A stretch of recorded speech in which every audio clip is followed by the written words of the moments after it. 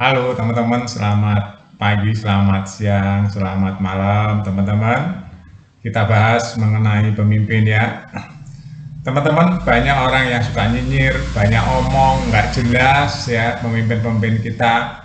Kita kasih contoh ya teman-teman. Saya sudah membuat estimasi bahwa Gibran itu calon pemimpin masa depan yang hebat ya sebelum dia masuk ke percaturan politik nasional. Dia waktu itu awal-awal menjadi wali kota, saya sudah bikin videonya ya, teman-teman cari sendiri. Saya prediksi Gibran akan menjadi pemimpin nasional, ternyata terbukti ya menjadi RI 2. Itu tepat ya.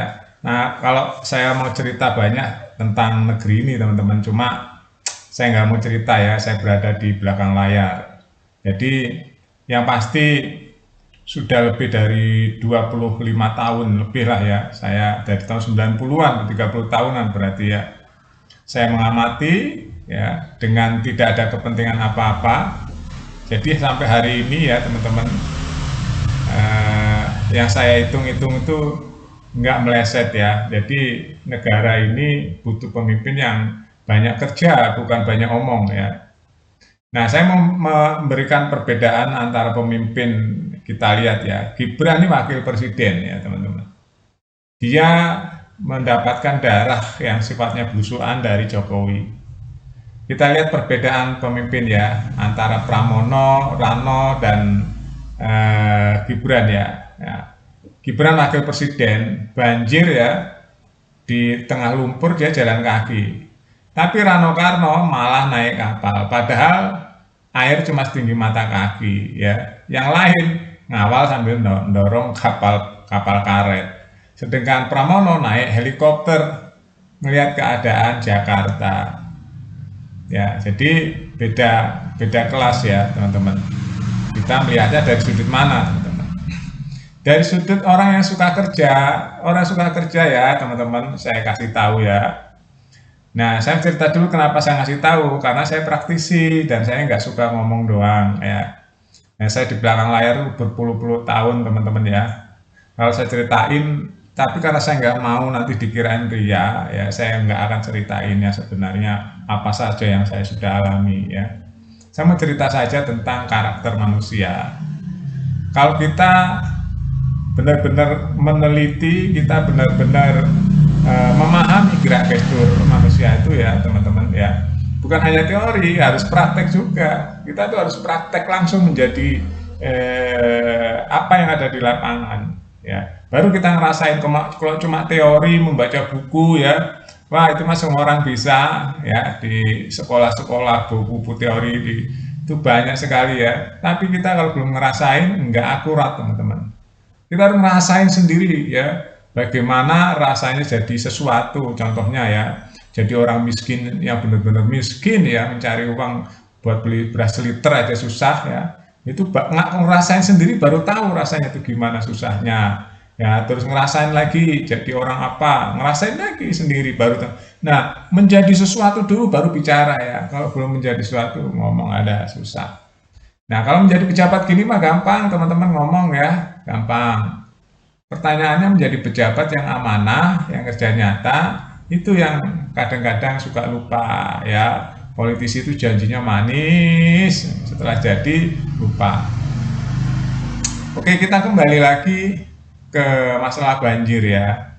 Gibran ini wakil presiden, teman-teman. Sedangkan Rano Karno adalah wakil gubernur dan Pramono adalah seorang gubernur ya. Coba lihat cara menangani banjir, beda kan? Kalau Gibran nggak pakai lama, teman-teman. Ya, begitu ada masalah langsung turun.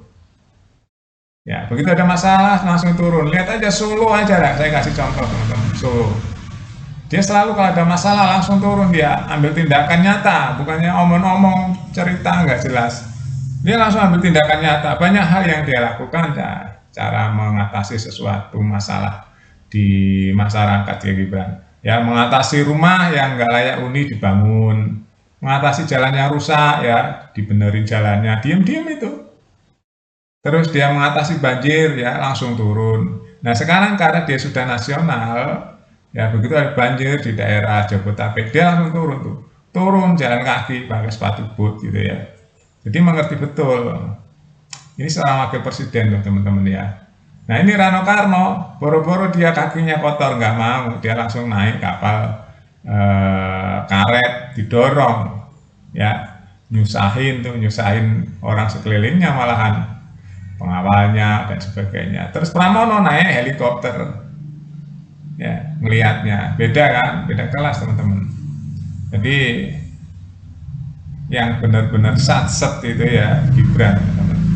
Dia masih muda, dia nggak banyak omong tapi banyak tindakan, yaitu nurun dari bapaknya. Bapaknya kan selalu banyak tindakan. Kalau teman-teman ngamati ya, banyak orang nyinyir ya segelintir orang aja. Infrastruktur ya, saya kasih tahu teman-teman, karena saya orang suka jalan ya. Coba kalau jalan rusak, pasti mengganggu kegiatan ekonomi. Kalau jalan mulus, ekonomi juga lancar. Ya, nggak usah saya jelaskan, itu teorinya gampang ya. Nah, jadi kenapa Jokowi membangun infrastruktur? Banyak yang suka dan banyak yang menikmati masyarakat. Dengan ada infrastruktur, khususnya jalan, daerah yang tadinya nggak ada kegiatan ekonomi, jadi ada kegiatan ekonomi. Itulah semudah itu ya, itu baru sebagian garis besar. Terus saya jelaskan secara detail ya teman-teman. Saya cuma mengupas di sini masalah perbedaan karakter antara Rano, Pramono, ya, dan Gibran. Ya, kalau Gibran mah langsung turun tangan teman-teman, ya langsung turun tangan dan ngerti, ya nggak banyak omong, tahu-tahu turun aja gitu.